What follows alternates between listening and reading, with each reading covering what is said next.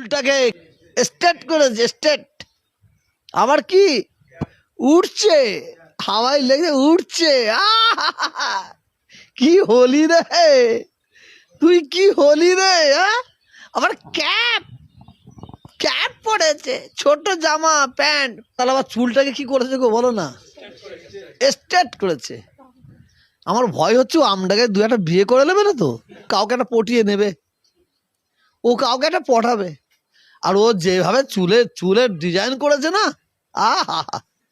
আবার এইটুকু ছেড়ে দিয়েছে, ক্যাপ পড়ছে, ক্যাপ। আবার ছোট জামা, আবার প্যান্ট পরছে। ওকে আমার ভাইপো বলতে লজ্জা লাগছে, কসম খোদার বলছি। মন্দিরে গিয়ে একটা সাধুর কাছে গিয়ে দোয়া নিচ্ছে, আশীর্বাদ নিচ্ছে। একটা মন্দিরে ঢুকে দেখেন না, দেখেন দেখেন আমার ভাইপো পরিচয় দিতে লজ্জা হচ্ছে, কিন্তু স্বীকার করতেই হবে, স্বীকার করতে হবে। কিন্তু ওকে আবার ভাইপো বলে পরিচয় দিতে লজ্জা হচ্ছে। যে গোল জামা পরে ঘুরে বেড়াতো, সে গোল জামা খুলে ফেলেছে। যে মাতাল আবার চুলটাকে কি করেছে গো বলো না? স্ট্রেট করেছে। আমার ভয় হচ্ছে ও আমটাকে দু একটা বিয়ে করে নেবে না তো। হ্যাঁ হ্যাঁ হ্যাঁ হ্যাঁ, তো ও স্বভাব খারাপ আছে, এটা ফুরফুরা মানুষকে জিজ্ঞেস করে বলে দেবে, ও স্বভাব খারাপ আছে। তখনই বলেছে আমি এই আমটাকে গিয়ে ঘর করব, তখন আমার সন্দেহ হয়েছে ও কাউকে একটা পটিয়ে নেবে, ও কাউকে একটা পটাবে। আর ও যেভাবে চুলের ডিজাইন করেছে না, আহা! আবার এইটুকু ছেড়ে দিয়েছে, ক্যাপ পরছে, ক্যাপ। আবার ছোট জামা, আবার প্যান্ট পরছে। ওকে আমার ভাইপো বলতে লজ্জা লাগছে, কসম খোদার বলছি। আপনি দেখেছেন মন্দিরে ঢুকে পড়েছে, মন্দিরে ঢুকে পড়েছে। এইটি তো আমাদের দুঃখ, আমাদের কপাল খারাপ, তকদির খারাপ। অনেকে বলবে আপনি পীরের আওলাদ, কেন সমালোচনা করছেন? করতে বাধ্য হচ্ছে। বাংলার মানুষ আমাদের কাছে দোয়া নেয়, আর ও গিয়ে মন্দিরে গিয়ে একটা সাধুর কাছে গিয়ে দোয়া নিচ্ছে, আশীর্বাদ নিচ্ছে। একটা মন্দিরে ঢুকে দেখেন না, দেখেন দেখেন মন্দিরে ঢুকে আশীর্বাদ নিচ্ছে, দোয়া নিচ্ছে। ও আমার ফুরফুরা সাহেবের কলঙ্ক। নওশাদ, আপনারা মনে করবেন নাকি আমি নওশাদকে পার্টি করাবার সাপোর্ট করি? না না না না, নওশাদ পার্টি করছে, কিন্তু আমার দাদা হুজুর কেরার যে রীতিনীতিটাকে ধরে রেখেছে। একটা জায়গায় ভুল করেছে, কি ভুল? যে দাদা হুজুর এবং পাঁচ হুজুর পলিটিক্স করে না, সেই জায়গায় ও পা দিয়েছে, এই ভুলটা ওর। আর দ্বিতীয়, বাকি নওশাদ দাদা হুজুর কেরার সিলসিলার পর থেকে এক পা এদিক ওদিক চলে নেয়, টুপি মাথায় থেকে খোলে নেয়। মানুষের সঙ্গে ব্যবহার, নওশাদ বাংলার হিন্দু মুসলিম তাদের হৃদয়ের ব্যক্তি হয়ে গেছে, হৃদয়ের ব্যক্তি হয়ে গেছে। কার সঙ্গে তুলনা করছেন? কার সঙ্গে?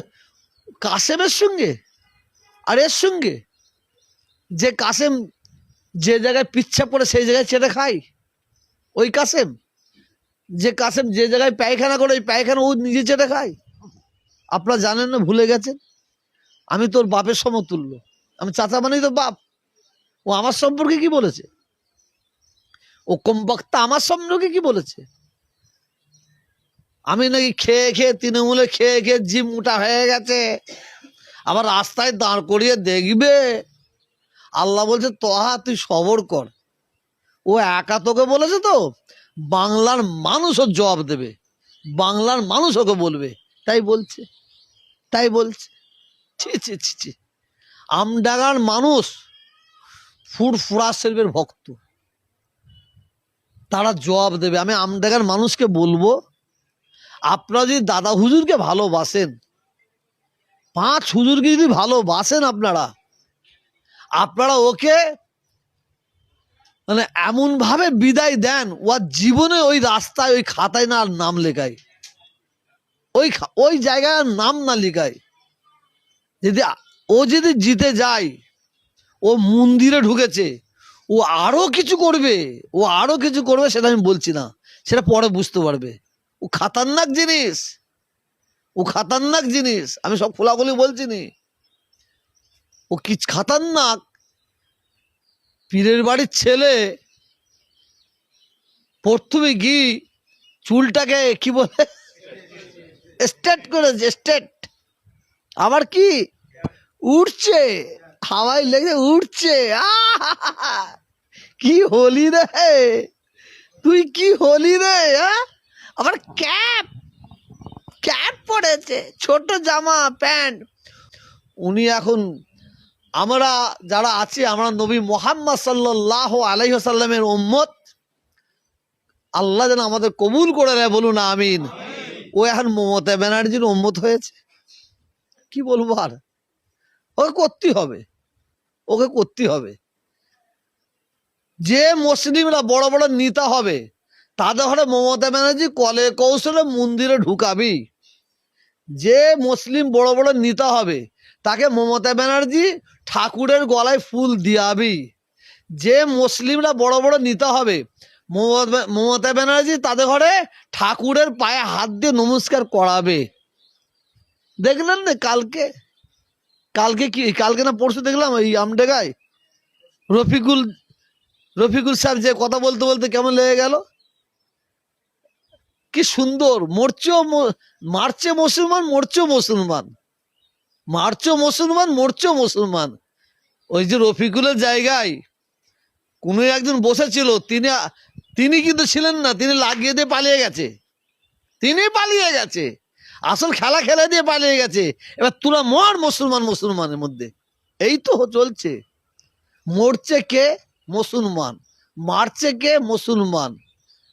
ব্রিগেড ময়দান ভরাবে কে? মুসলমান। শহীদ মিনার ময়দান ভরাবে কে?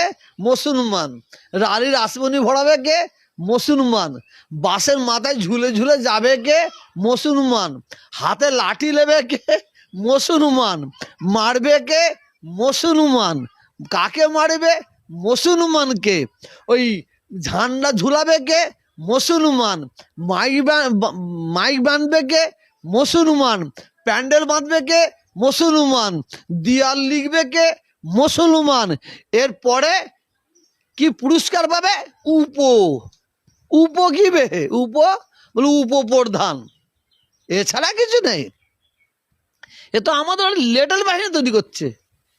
প্রত্যেকটা মুসলমান ভাইদের বলবো, আপনাদের সোশ্যাল মিডিয়ার মাধ্যমে দ্বারায়, যেখানে উন্নয়ন নাই সেখানে আমরা নাই, যেখানে উন্নয়ন আছে সেখানে আমরা আছি, যেখানে সাম্প্রদায়িক আগুন জ্বলবে সেখানে আমরা নাই, যেখানে সম্প্রীতির আগুন জ্বলবে সেখানে আমরা আছি। আমি বারে বার কিন্তু একটা কথা বলছি, আমরা কিন্তু সরকার বিরোধী নাই। কি বিরোধী? ব্যক্তি বিরোধী। কি বিরোধী? জোরে বলো। ব্যক্তি বিরোধী, জালেম বিরোধী, শয়তান বিরোধী, এটা বলতে পারি।